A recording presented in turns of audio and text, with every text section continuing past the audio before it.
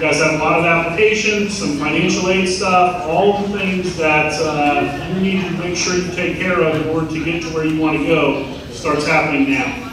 So today we're very happy to have Andy from the Bradford School. He's going to talk a little bit more about your life after high school. So without further ado, here's Andy. Please. All right, never mind, more. My name's Andy. How's everybody doing? Excellent. I'm good too. Thanks for asking. I am aware I look like Alan from The Hangover's little brother. You're welcome. Or Obi-Wan Kenobi. I got that one recently. I was saying the old one or the young one. You do. And then the other day somebody said I looked like or acted like Andy Bernard from The Office. So basically I'm two guys from The Hangover who are not Bradley Cooper. Don't laugh at that. Anyway, guys, I'm from a college in Columbus called Bradford School. Have you guys ever heard of this college? Cool. Some of you yes, some of you no. It's been around since 1911. I've lived there my whole life, but you know what? What's the college we always think about in Columbus? The OSU. You draw a straight line from that campus, about 40 miles out, in a circle surrounding that city. Dude, there are 54 different degree-granting institutions up there. There's 6 four-year schools, lots of 2-year schools like Bradford School, lots of degree-granting institutions. Here's my point. I'm not here to recruit you. I don't care where you go to college. There's a lot out there. I do care you go. Mainly I care you go for 3 reasons. What do you think are in my top 3 reasons to get that college degree? Money. You make more money.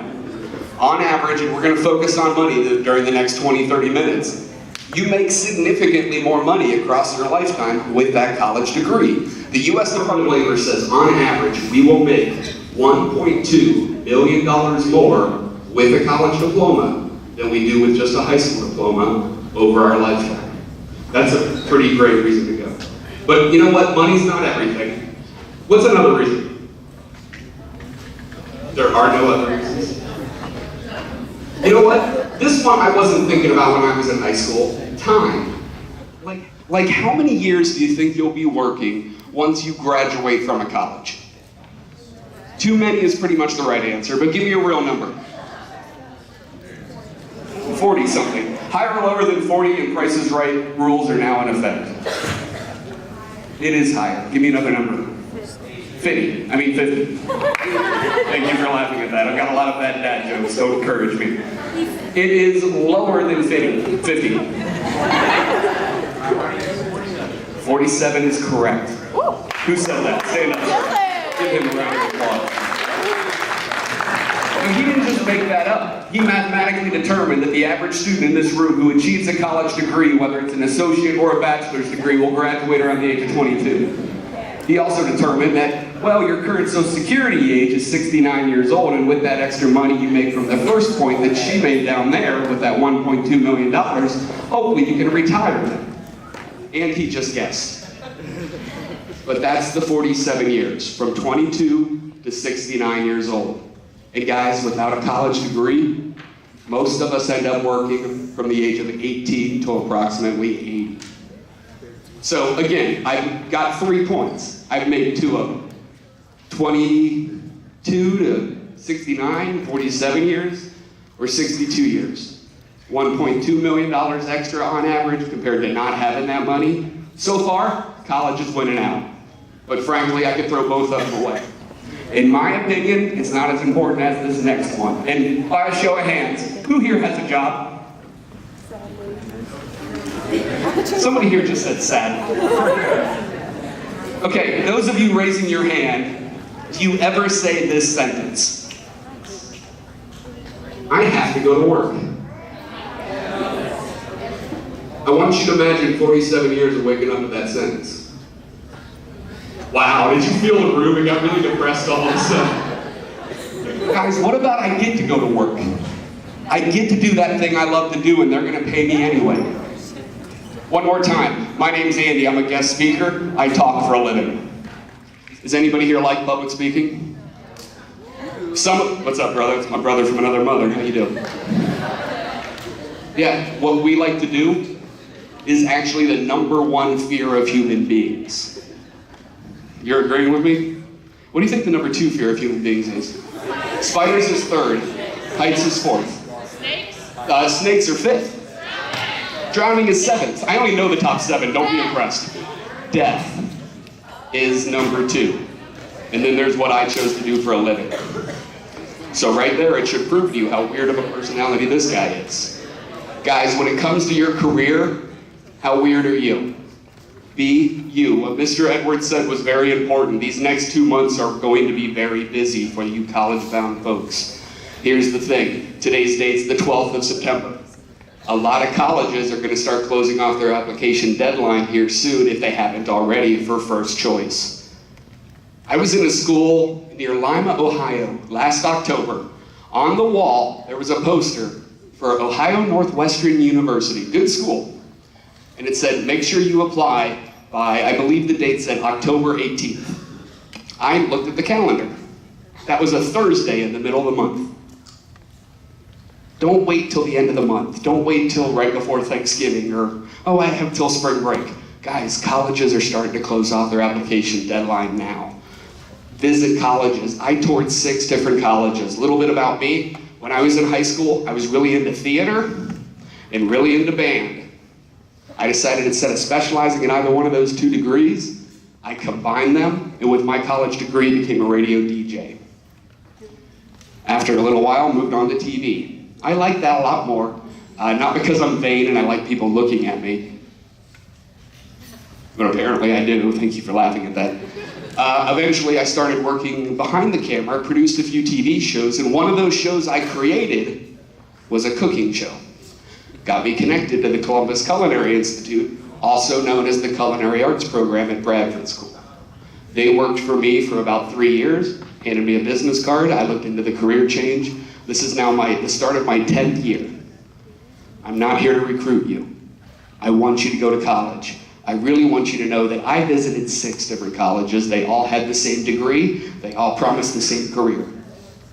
Turns out 3 of them I liked, 3 of them I didn't like. But that's actually not true. 2 of them I didn't like. 1 of them I showed up, I looked around, it was one of those moments, you know? A bunch of other people there. I didn't know that was school there. Thank you for laughing at that, but hopefully you get my point. That school on paper offered everything I wanted, gave degrees and careers that I wanted, and I hated it there. But it looked exactly like the school I chose. Do not go to a school because some bearded guy tells you to. Don't go to a school because your best friend's going there, or your mom or dad went there, or your favorite football team plays there. Go to the school that's perfect for you because you're waking up to you. 7 years. You want to make extra money. And you want to change that sentence from I have to I get to go to work. Fair enough? Cool. With that extra money, we want to plan for our retirement, but you were asked to bring a pencil or a pen in. Everybody can grab that?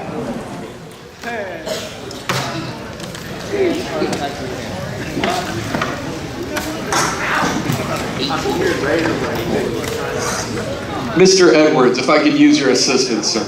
I'm going to walk around and hand some information packets out to every table. Please take a moment. Bradford School likes to know who we talk to while we talk with each other. Take a moment and let me know who you are. But at the bottom is the most important part. A little bit about our school. It's over there by Easton in Columbus or the airport. We have 4 different associate degrees currently. The culinary arts one I mentioned, vet tech, medical assisting, and we're the only one in Columbus that currently offers physical therapy assistance.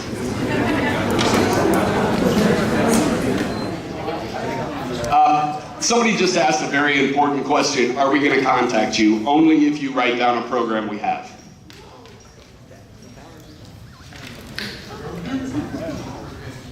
The programs we have again are medical assisting, physical therapy assistants, vet tech, and culinary arts.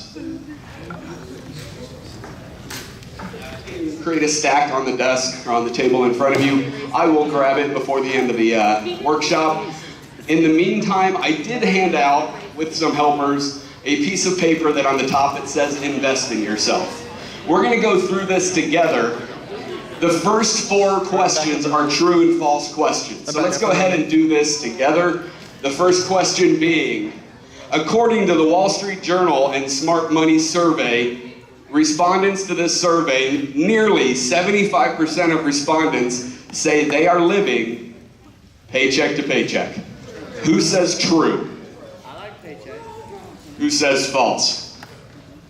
The answer is true. It is actually closer to 71%, but nearly 75, that's close enough for jazz. True. The second question. Of the people surveyed, 35% of people say they worry about money all the time. True. False. The answer is false, and sir, you're correct, it is probably higher. It is higher. 55% of people. Now, really quickly, let's look at the first question where it said 75% of people are living paycheck to paycheck, but only 55% of people worry about it. Exactly. So 1 in 5 people who are living their adult life are living paycheck to paycheck and don't care.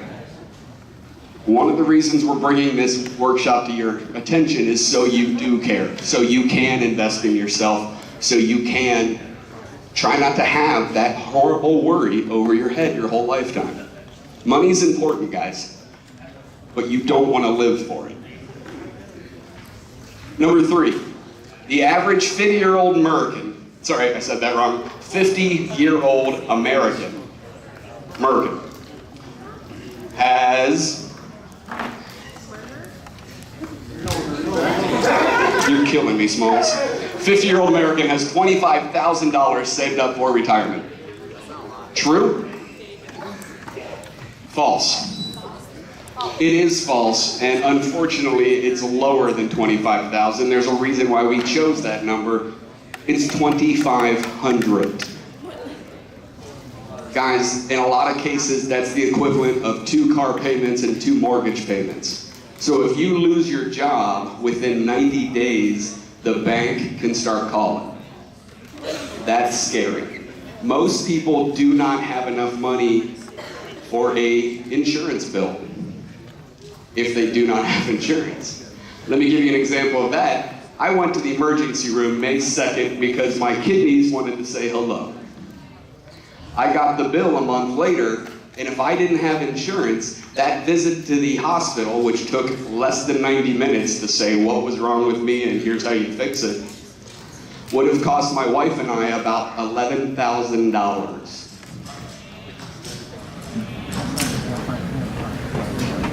Insurance is important.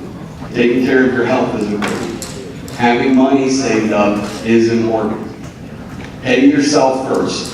Finally, people today carry a credit card debt averaging a little over $50,000. True? False. It is false. It's approximately $8,700. It's lower than that. $8,700 is the average in credit card debt. Credit cards are scary. Who has a credit card? Not a debit card, but a credit card. A couple of recommendations about a credit card before you step onto campuses. Make sure you have one with the bank or credit union you currently have a savings account with.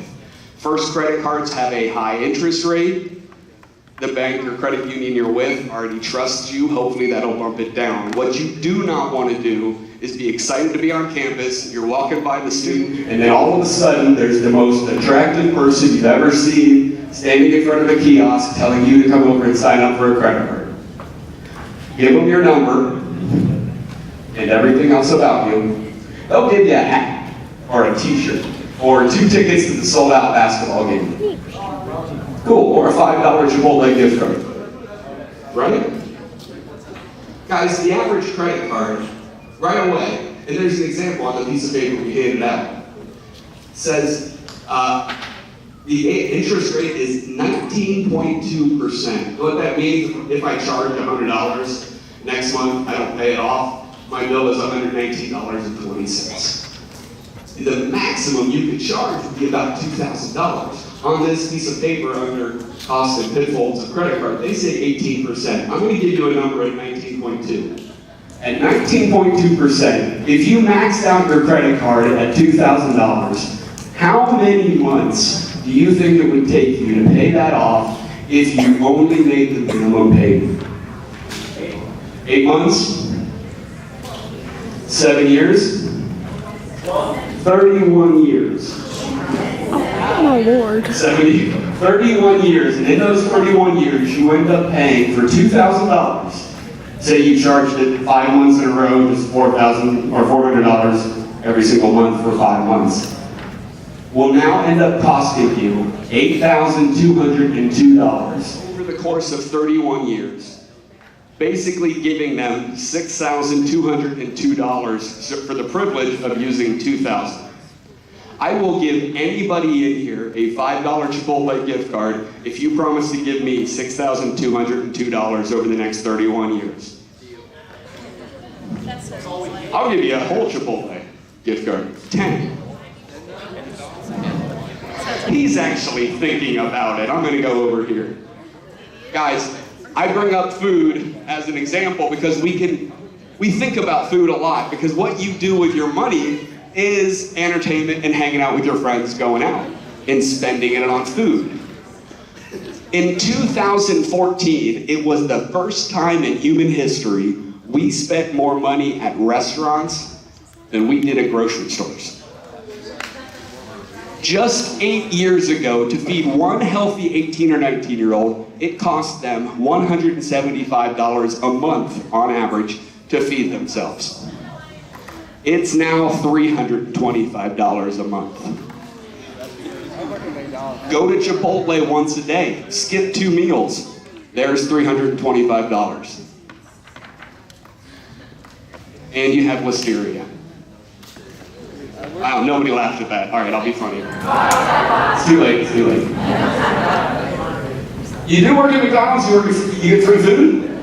McDonald's owns Chipotle. All right, fair enough. Guys, what are some of the hard things about saving money? Food. And as a culinary school representative, you know what? Learning how to cook this year in high school is going to save you on a lot of money. Let me give you a really simple example.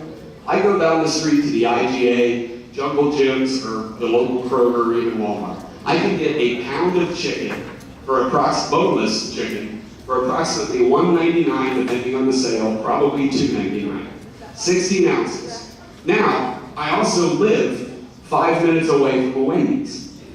I also live 5 minutes away from a Burger King and McDonald's, but that doesn't matter. I want a $5 chicken sandwich at one of those restaurants. I get in my car, take the $5 there, or 5-minute drive there, give them $5, wait 5 minutes at the drive-thru, 5 minutes home, 15 minutes of my life, spent $5, I got one 4-ounce chicken sandwich, and they made it for me. Or, in the same time, I could have taken 16 ounces of raw chicken, seasoned it however I want, because out of the 7.1 plus billion of us on this planet, you're the only one with your exact mathematical taste buds. Not what Wendy's tells you should like, you can make it however you want. You turn on your oven 375, you're lazy, so you put foil down over the cookie sheets, you don't have to clean that later, that's a good idea. Spray it with Pam, put those chicken breasts on there, throw it in the oven, 10 to 12 minutes later, depends on how thick the chicken breasts are, you now have 16 ounces of cooked chicken in 12 minutes time, or you could have spent 15 minutes, spent one $5 bill to get one 4-ounce sandwich, and spend more time not including wear and tear on your car.